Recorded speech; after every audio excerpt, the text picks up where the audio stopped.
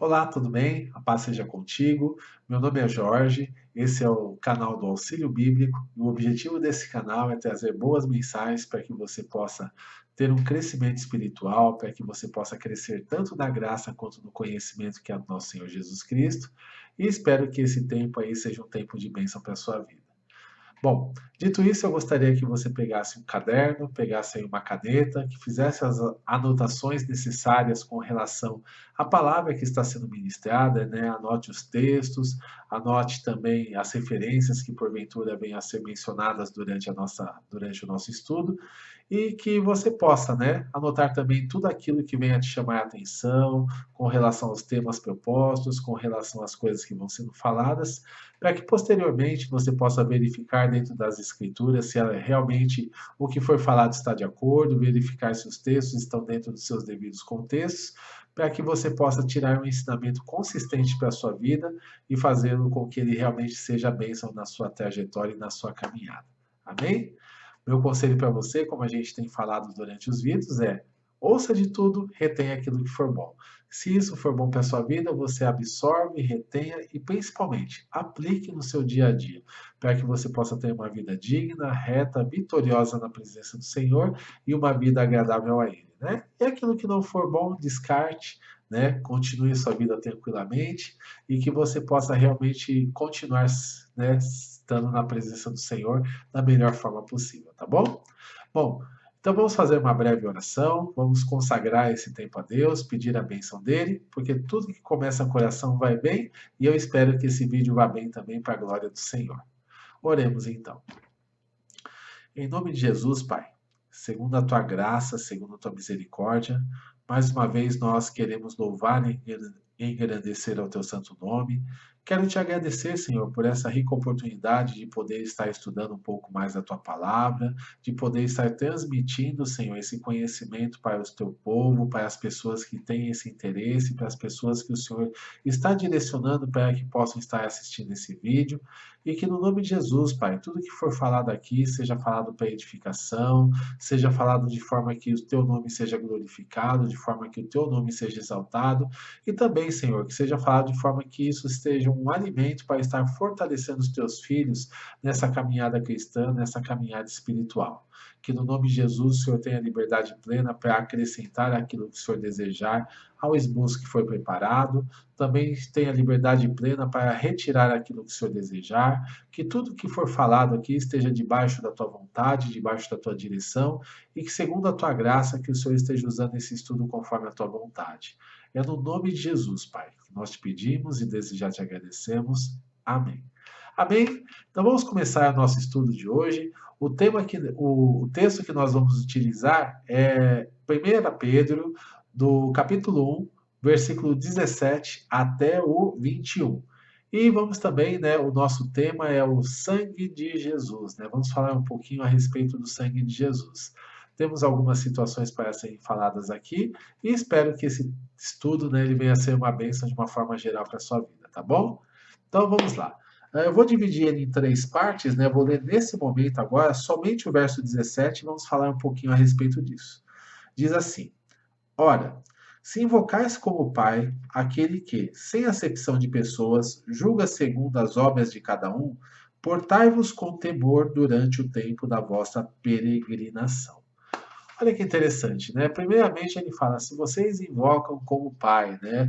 Ou seja, se vocês têm como Deus realmente, né? Se vocês dizem estar na presença de Deus, ter aliança com Ele, então vocês devem ter algumas situações na vida de vocês. Primeira delas, né? A questão do juízo que Deus vai julgar segundo as suas obras, né? A gente deve ter essa questão, saber que Deus ele não somente ele é amor, mas também ele é justiça, e um dia haverá um dia de juízo, né? Haverá um dia de juízo para todas as pessoas, ou seja, todos nós vamos ser julgados por Deus. O que nós temos ensinado é que, embora nós sejamos pecadores, que embora nós tenhamos uma condenação sobre a nossa vida por conta do pecado, porque o salário do pecado é a morte, então a condenação que está sobre a nossa vida é a morte, não somente a morte física, mas também a morte espiritual, ou seja, ser lançado no inferno, caso nós não tenhamos resolvido esse problema do pecado sobre as nossas vidas. Isso vai acontecer com todas as pessoas. Acontece que também, como nós temos ensinado em vídeos anteriores, que Deus ele proporcionou um caminho, um escape para que nós saiamos dessa condenação e possamos nos reconciliar com Ele.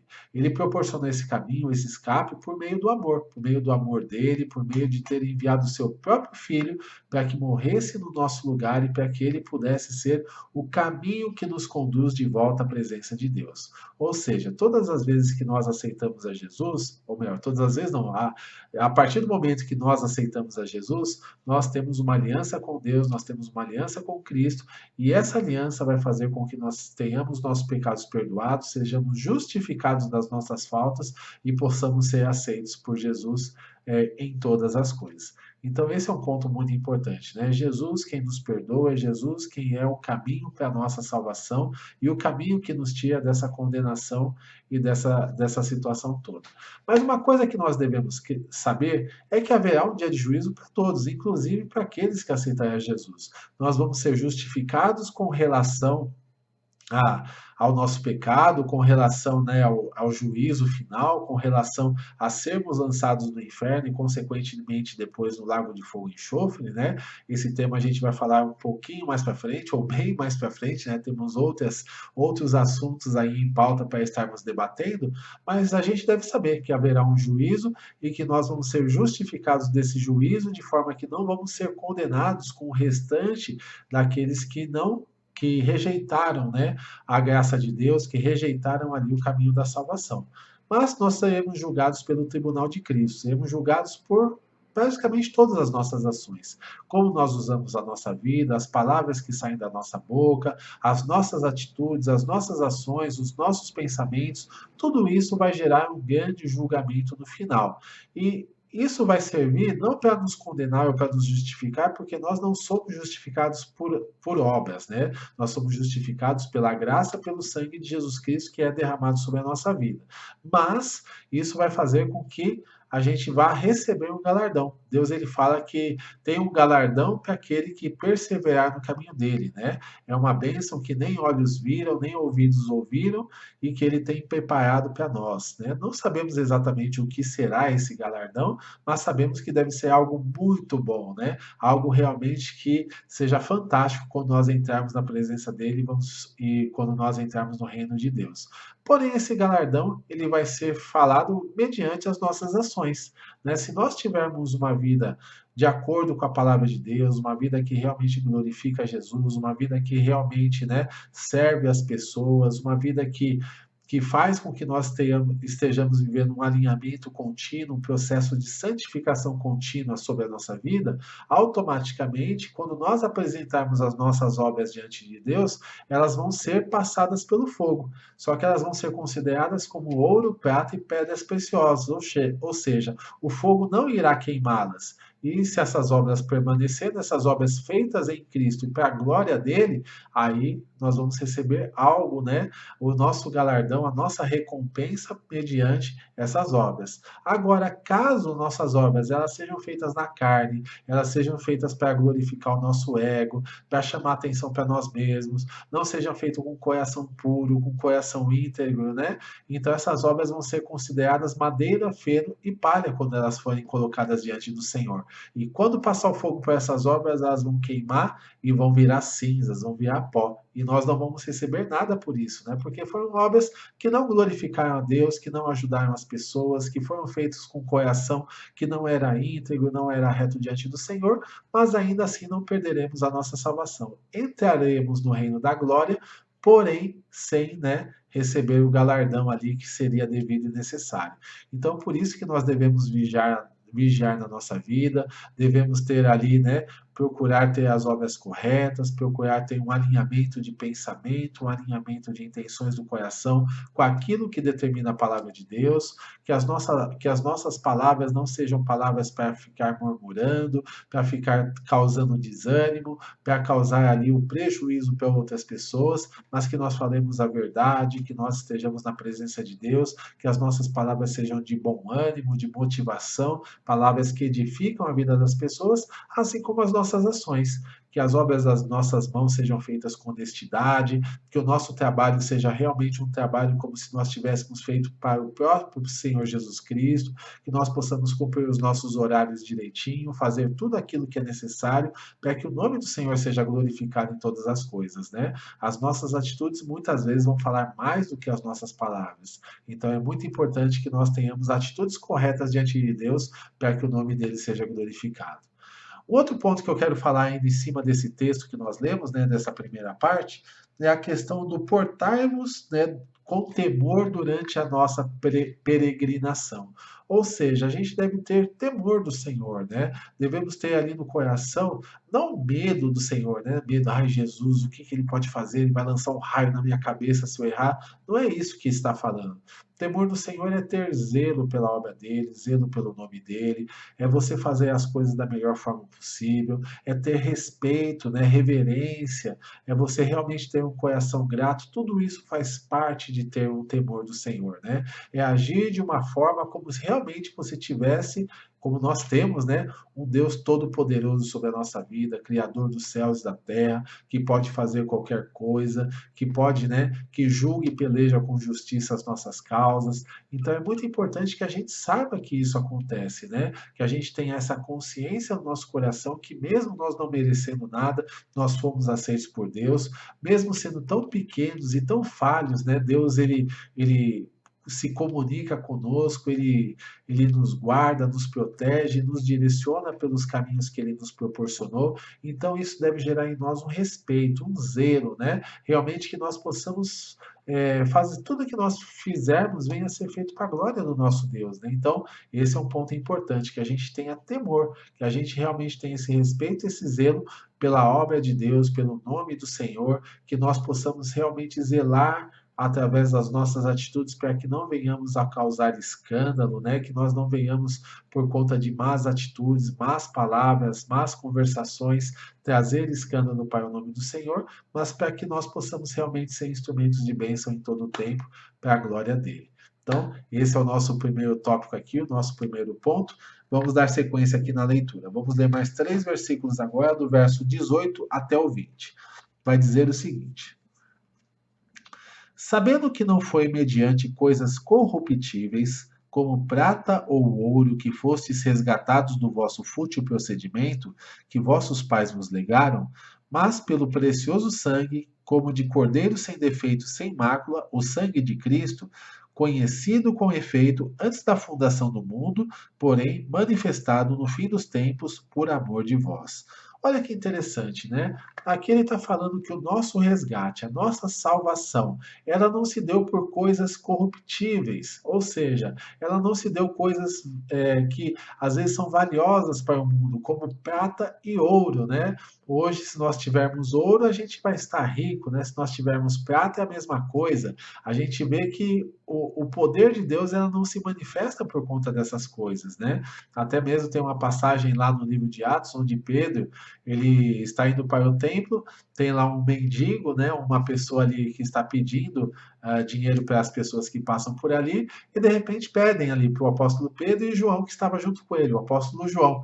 E Pedro se vira para esse mendigo e fala da seguinte forma: eu não tenho ouro, né? Prata e ouro eu não tenho, mas o que eu tenho eu te dou. Em nome de Jesus Cristo, te levanta e anda, né? E trouxe cura, trouxe restauração para aquela vida através da manifestação do poder de Deus sobre aquele homem. E ele levantou curado, restaurado, feliz da vida e entrou no templo andando como ele não tinha feito anteriormente. Então a gente percebe que o poder de Deus não se manifesta por conta de finanças, né? Nós não podemos comprar, não podemos, né, falar, Senhor, eu tenho tantos milhões na minha conta, tenho 7, 8, 10 dígitos na minha conta, né? Então por isso derrama sobre a minha vida, eu tenho uma capacidade tremenda para ganhar dinheiro, né? Deus não está interessado nessas coisas. O que ele está interessado é um coração quebrantado, é um coração reto, é um coração íntegro, desejoso de estar na presença dele. Então é essa pessoa que ele vai usar, independente de ter ou não bens relacionados a essa vida, relacionados a esse mundo.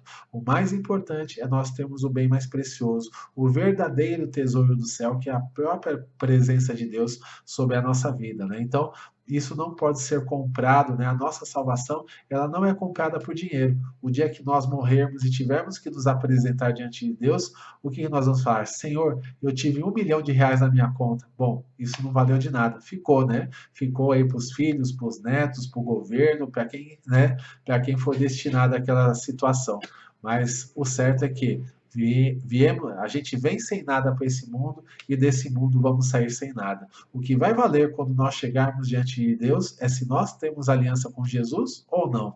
Se nós tivermos aliança com Ele, nosso nome está no livro da vida e nós entramos no reino da glória. Agora, se nós não tivermos, o nosso nome não vai estar no livro da vida e nós vamos ser rejeitados, vamos ser lançados no inferno. Então é isso que nós temos que ter consciência, essas coisas, que a salvação ela não é comprada por prata e ouro, né? Mas fala aqui que ela é comprada pelo precioso sangue, o sangue de Jesus Cristo, né? Ou seja, o que nos comprou a salvação foi o sangue de Jesus. Muitas vezes a gente fala, né? O sangue de Jesus tem poder, Senhor, me cobre com seu sangue, né? O típico do crentez, digamos assim, né? A linguagem ali dos evangélicos, a linguagem de quem anda na presença de Deus. Mas isso tem um significado. A gente não pode simplesmente falar como se fosse uma espécie de palavra mágica, né? Uma espécie de abracadabra. Mas sim a gente deve declarar o poder do sangue de Jesus sobre a nossa vida com entendimento, sabendo por que isso tem poder no mundo espiritual.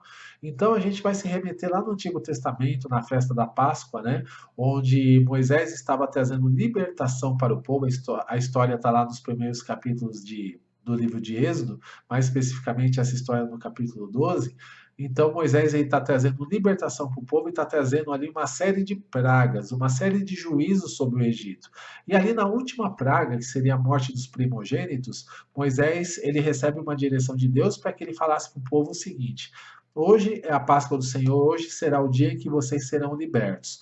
Então vocês vão pegar um cordeiro sem defeito, sem mácula, né? Vão sacrificar ele em honra a Deus e depois o cordeiro vocês vão comer, vai juntar a sua família e vai comer. Se ela for pequena, junta 2 famílias, 3 famílias, quantos forem necessários para comer o cordeiro. E o sangue do cordeiro vocês vão passar nos umbrais da porta, né? Para que quando vier o anjo da morte, quando ele vê o sangue, ele passe por cima da Páscoa, ele passe por cima da casa, né? Inclusive, a palavra Páscoa significa passar por cima no hebraico, ou seja, né? O anjo da morte ele estava passando porque aquela casa estava coberta pelo sangue. Então, por isso que fala, né? O cobre-me com teu sangue, é a proteção, pedindo proteção de Deus, né? Então, fala que o sangue de Jesus tem poder porque ele tem poder para nos livrar do anjo da morte, tem poder de nos livrar de muitas coisas ruins. Então, por isso que é falado dessa forma. Quando nós temos entendimento e declaramos isso na nossa vida, isso realmente faz diferença para nós, né? Mas sem entendimento não funciona, é como palavras jogadas ao léu, né? Palavras ditas em vão. Então, esse é a situação que aconteceu no passado. E hoje, né, Jesus ele é comparado como o cordeiro pascal, né? Aquele cordeiro que foi sacrificado, Jesus é comparado hoje, né? Ele fala até, João Batista fala no livro de João, que Jesus é o cordeiro de Deus que tira o pecado do mundo. Ou seja, ele foi oferecido como sacrifício, o precioso sangue dele foi o que nos comprou para Deus, foi aquilo que nos resgatou para Deus, aquilo que fez com que o nosso pecado fosse perdoado, fez com que nós hoje, cobertos com sangue, Deus ele já não vê mais o pecado, mas sim o sacrifício de Jesus Cristo que foi feito em favor da nossa vida, e é por isso que ele nos aceita, é por isso que ele nos recebe, porque o sangue de Jesus nos purifica de todo mal, nos purifica de todo pecado e faz com que nós sejamos santificados e justificados diante de Deus. Então, esse é um ponto muito importante, né? O sangue de Jesus, ele é importantíssimo dentro do contexto, porque é através dele que nós temos a salvação e a vida eterna. Então, esse é mais um ponto importante aí para nós, né? Uh, e para a gente estar finalizando esse texto de hoje, nós vamos ler aqui o verso 21, que diz o seguinte: que por meio dele tendes fé em Deus, ao qual o ressuscitou dentre os mortos e lhe deu glória, né? De sorte que a vossa fé e esperança estejam em Deus. Olha que interessante, mas três situações aqui para nós. Primeira delas, né? Que através do sangue de Jesus, através de Cristo, é que nós temos fé em Deus. A fé em Deus ela só é possível porque Jesus ele morreu e ressuscitou por nós. E a partir do momento que nós ouvimos essa palavra, o Evangelho, a palavra Evangelho significa boas novas ou boa notícia. A partir do momento que nós ouvimos essa boa notícia, que Deus ele enviou seu próprio Filho, que ele morreu em favor dos nossos pecados, ele ressuscitou e hoje, através dele, nós temos o perdão e podemos sair dessa condenação que paira sobre as nossas vidas. Essa boa notícia é que faz com que a fé seja despertada, porque a fé vem pelo ouvir e o ouvir a palavra de Deus. Então é muito importante que a gente saiba disso, né? É através da pregação do evangelho, é através da pregação das boas novas, dessa boa notícia que aconteceu aqui no contexto bíblico, é que isso vai despertar a fé no nosso coração e se nós crermos, a gente vai viver a experiência, né? Vamos viver a experiência de novo nascimento, vamos falar em alguns vídeos mais para frente. Daqui a pouco a gente vai falar também sobre essa questão, e isso vai fazer com que a gente tenha uma experiência viva e pessoal com Deus. Então, é muito importante que é através da fé, através do sacrifício, através de Jesus, que hoje nós temos fé em Deus. É somente através dele, né? Ele até fala em João 14,6: eu sou o caminho, a verdade e a vida, e ninguém vem ao Pai a não ser por mim. Então, esse é um versículo também que nós devemos estudar, memorizá-lo e saber que Jesus é o único caminho que pode nos conduzir à salvação. Outro ponto, né, que fala, né, que Deus o ressuscitou dentre os mortos e lhe deu glória, né? Ou seja, a partir do momento que Jesus ele foi ressuscitado, toda a autoridade foi devolvida. Falamos em outros vídeos anteriores, que Jesus é o Filho de Deus, né? O Filho do Deus vivo, que abriu mão da sua glória para viver como um homem, para morrer como um homem e para ressuscitar em glória, de forma que ele recuperasse toda a autoridade que ele tinha aberto mão e agora fosse o caminho que pudesse nos trazer a salvação. Mateus 28,18 fala, né? Jesus falando: toda autoridade me foi dada tanto no céu, quanto na terra, quanto debaixo da terra. Ou seja, Jesus ele tem autoridade sobre todas as coisas, tanto as físicas, as naturais, como também autoridade sobre as coisas espirituais. É ele quem nos conduz à salvação e isso veio porque ele cumpriu a sua missão exatamente da maneira como deveria ser. Então, esse é um outro ponto importante para a gente estar acreditando, para a gente estar consolidando a nossa fé e também construindo aqui o nosso conhecimento que vai nos trazer a salvação e a vida eterna.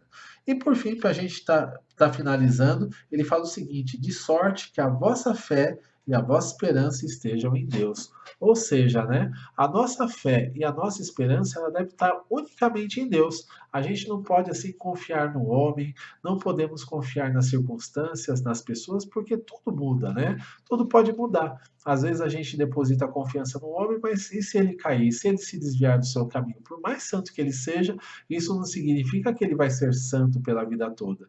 Ele pode tropeçar, cair, se desviar do seu caminho, ou pode simplesmente ser recolhido pelo Senhor porque o tempo dele acabou na terra, né?